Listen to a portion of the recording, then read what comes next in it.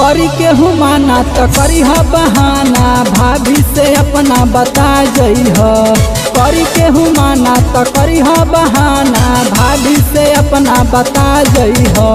मिले के मन बड़ी करे जानी चलवल के मेला में आ जई ह। मिले के मन बड़ी करे जानी चलवल के मेला में आ जई ह। कके फूल अरपन मैया के दर्शन संग संग हमरा तू पा जई ह। कके फूल अरपन मैया के दर्शन संग संग हमरा तू पा जई ह। मिले के मन बड़ी कहरता रानी चलवल के मेला में आ जई ह। मिले के मन बड़ी करे जानी चलवल के मेला में आ जई ह।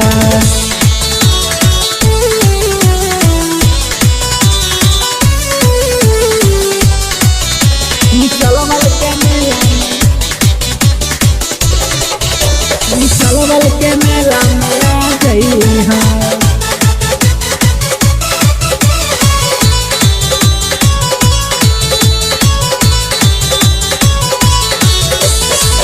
हो रजिम बाहिल से सेल्फी खिंचाई, सीतामा के मेला हमनी संगे घूमल जाई, संगे घूमल जाई। हो रजिम बाहिल से सेल्फी खिंचाई, महाराजगंज के मेला संगे घूमल जाई। चूटा के चाना मोह बरगर पिज्जा तू आके खा जई ह। चूटा के चाना मोह बरगर पिज्जा तू आके खा जई ह। मिले के मन बड़ी करे जानी चलवल के मेला में आ जई ह।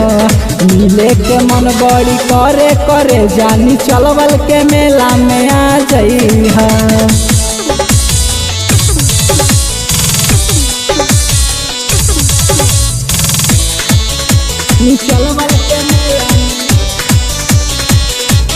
चलवल के मेला में आ गई है।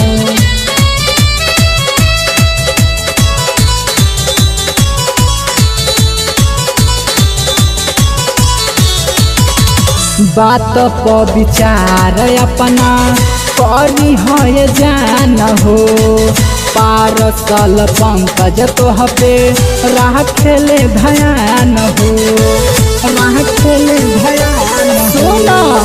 बात पर विचार अपना करी है जान हो, पारसल पंकज तोह पे राह खेले ध्यान हो। गहरस के गीतिया आके संहतिया भक्ति के एल्बम सुना जई ह।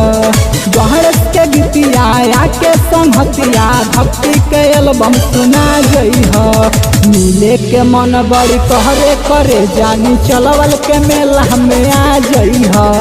मिले के मन बड़ी करे जानी चलवल के मेला में आ जई ह।